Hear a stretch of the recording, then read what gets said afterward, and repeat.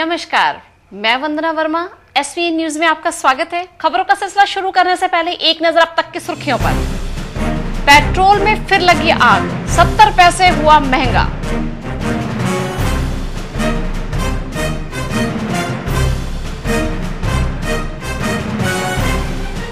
भाजपा के युवा मोर्चे का 26 जुलाई से शुरू होगा हस्ताक्षर अभियान।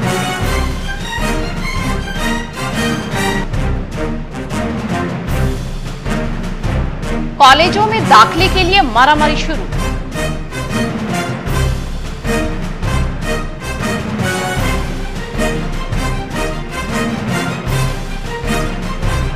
सैनिक स्कूल में आयोजित की गई निबंध लेखन प्रतियोगिता।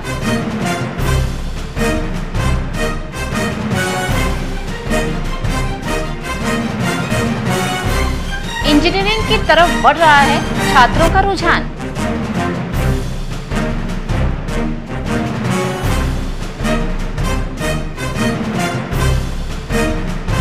बाल भवन में जिम्नास्टिक प्रतियोगिता का हुआ आयोजन।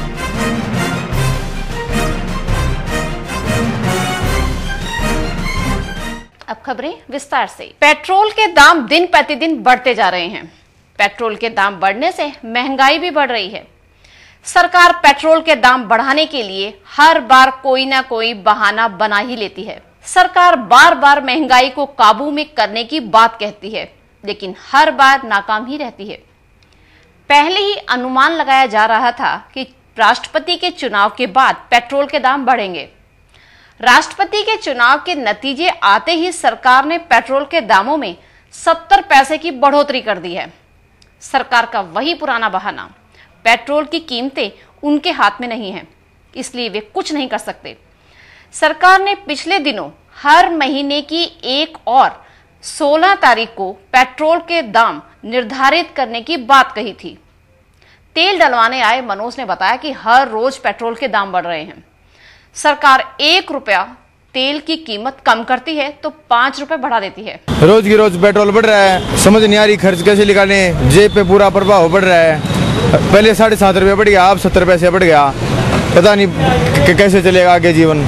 सरकार का पेट्रोल दाम घटाती भी है क्या, उससे कोई फर्क पड़ता है? जैसे 1 रुपया घटा दिया, 2 रुपये घटा दिया। सरकार 1 रुपया घटाती है, 2 रुपये घटाती है, फिर सीधा 5 रुपये बढ़ोतरी कर देती है। उससे दाम में कोई ज्यादा फर्क नहीं पड़ता है, पर रोजाना महंगाई ज्यादातर बढ़ती जा रही है। पेट्रोल में 70 पैसे बढ़ा, इससे बहुत ज्यादा फर्क पड़ेगा आज जेब पे, घर पे, खर्चे पे। वहीं सतवीर ने बताया कि तेल ने आम आदमी की कमर तोड़ दी है। तेल की कीमत बढ़ने से अन्य वस्तुओं के दाम भी बढ़ेंगे। ये जो तेल की कीमत बढ़ी है, ये आम जनता पर बहुत बड़ा बोझ है, क्योंकि हर चीज़ तेल के कारण जो चीज़ हम खरीदने जाते हैं और कुछ जाते हैं व्हीकल पर जाएंगे, और ये बहुत बड़ा नुकसान है आज के दिन।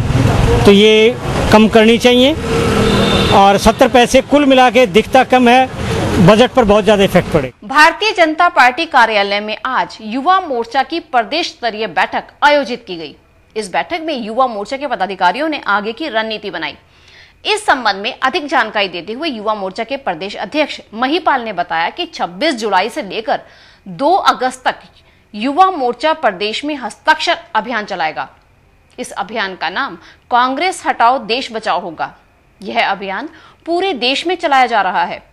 उन्होंने कहा कि 9 अगस्त से 9 सितंबर तक उनके कार्यकर्ता लोगों को जागरूक करने के लिए जनसभाएं करेंगे, जिसमें महंगाई उनका प्रमुख मुद्दा होगा। इस अभियान का नाम गद्दी छोड़ो होगा।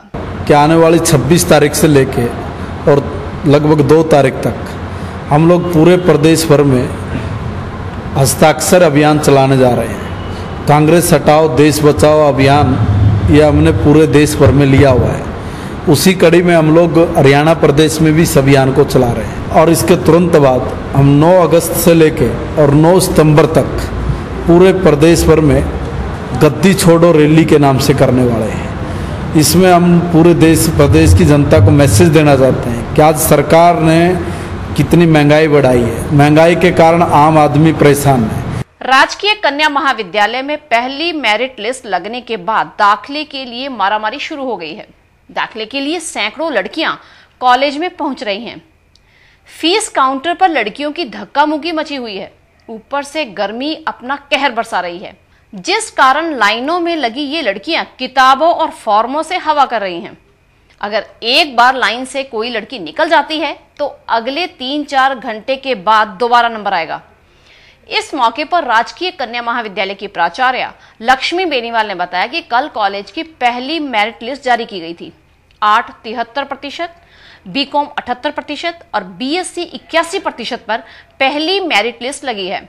उन्होंने कहा कि फीस जमा करने के लिए 5 काउंटर खोले गए हैं। छात्रों को किसी प्रकार की परेशानी का सामना नहीं करना पड़ेगा। हमारी कट ऑफ लिस्ट जो है बीए फर्स्ट की 73% है, बीकॉम की 78.6% जनरल की है, बीएससी 81%। हमने फीस के लिए 5 काउंटर बना रखे हैं और क्योंकि फॉर्म्स इतने ज़्यादा आए हैं, भीड़ इतनी ज़्यादा है, स्टाफ हमारे पास कम है, इससे ज़्यादा काउंटर हमारे लिए मुश्किल है बनाना, लेकिन काम हो जाएगा वेल इन टाइम। अब वक्त हो चुका है एक छोटे से ब्रेक का। ब्रेक के बाद की खबरें होंगी। सैनी स्कूल में आयोजित की गई निबंध लेखन प्रतियोगिता।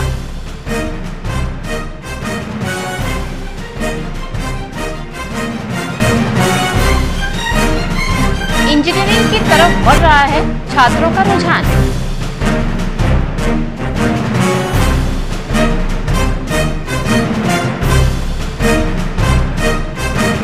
बाल भवन में जिम्नास्टिक प्रतियोगिता का हुआ आयोजन।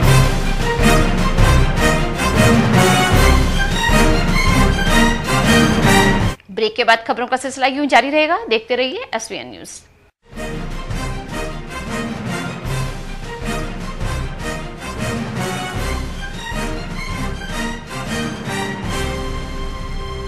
खबरें नहीं, मुद्दों को उठाना है। सामाजिक सरोकार की बातों को, राजनीति, स्वास्थ्य संबंधी जानकारियां, खेल की खबरें, शिक्षा या हो सांस्कृतिक कार्यक्रम और अपराध जगत की खबरें, ये सारी जानकारियां आपको देगा केवल एसवीएन न्यूज, आपका अपना न्यूज बुलेटिन।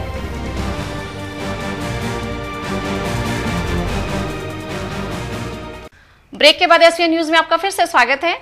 सैनी कन्या वरिष्ठ विद्यालय में आज निबंध लेखन प्रतियोगिता आयोजित की गई।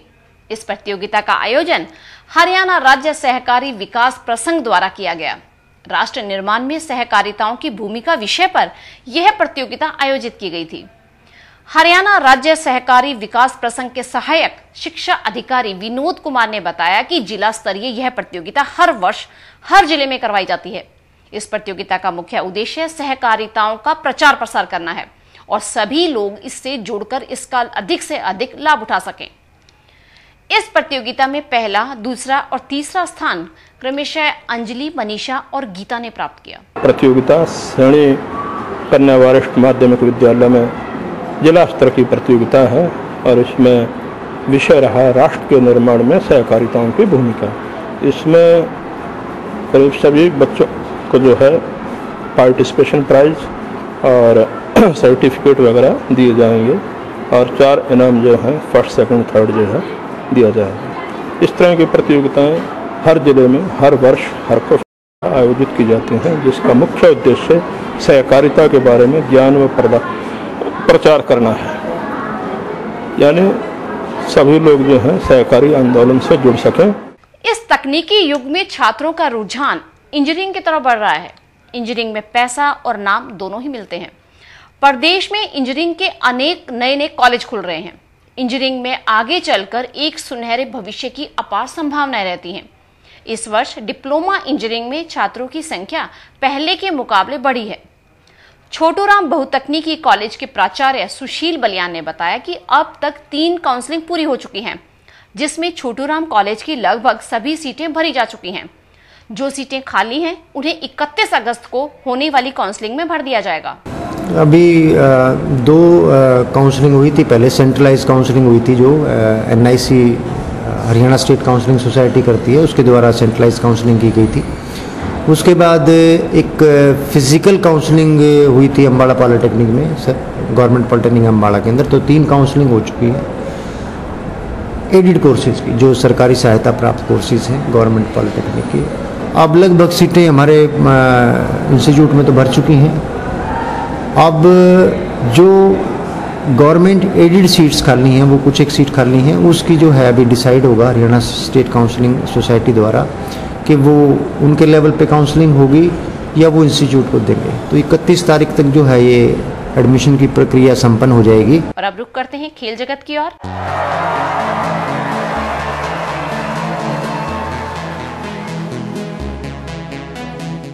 बाल भवन में आज जिला स्तरीय जिम्नास्टिक प्रतियोगिता का आयोजन किया गया। इस प्रतियोगिता में 14, 17 और 19 वर्ष की आयु के ग्रुप बनाए गए थे। इन प्रतिभागियों ने एक से बढ़कर एक कलाओं का प्रदर्शन किया। इस मौके पर कोच महावीर सैनी ने बताया कि लड़कियों की इस प्रतियोगिता में 10 स्कूलों के 60 बच्चे भाग ले रहे हैं। उन्होंने कहा कि प्रतियोगिता में प्रथम स्थान पर आने वाले खिलाड़ियों को अंबाला में होने वाली राज्य स्तरीय प्रतियोगिता में खेलने का मौका मिलेगा।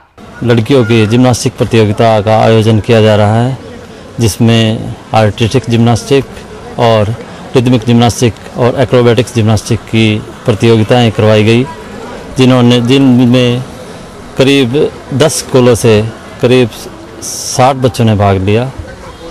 इसमें 3 आयु ग्रुप में बच्चे थे। एक ग्रुप था under 14 years, under 17 years, under 19 years. और यह प्रतियोगिता इस प्रतियोगिता में बच्चों को निकाल के जो बच्चे आगे आएंगे, टीम बना के रोहतक डिस्ट्रिक्ट से अंबाला में आयोजित राज्य स्तरीय प्रतियोगिता में अंबाला में भाग लेंगे। खिलाड़ी शालू ने बताया कि वह ओलंपिक में खेलना चाहती है। खेल के लिए उसके माता पिता ने उसे पूरा सहयोग दिया है। आपका सपना क्या है आगे? मेरा सपना कि मैं ओलंपिक में बेस्ट करना चाहती हूँ, यानी अपने देश का नाम रोशन करना चाहती हूँ। यस। तो आपको इसके लिए किसने प्रेरित किया खेल के लिए? मेरे पापा मम्मी ने सपोर्ट किया था मुझे जिम्नास्टिक में। तो आपको सुविधाएं किस तरह की मिल रही है जिम्नास्टिक के अंदर?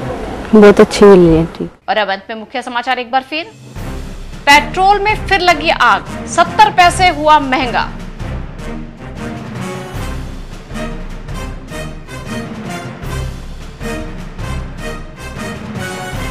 भाजपा के युवा मोर्चे का 26 जुलाई से शुरू होगा हस्ताक्षर अभियान।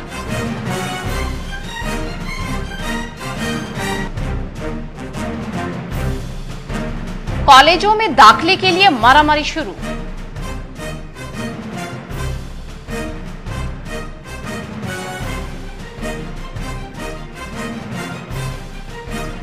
सैनी स्कूल में आयोजित की गई निबंध लेखन प्रतियोगिता।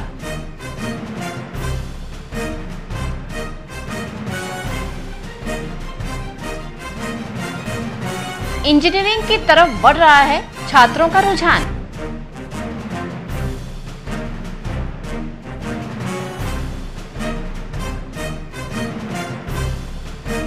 बाल भवन में जिम्नास्टिक प्रतियोगिता का हुआ आयोजन।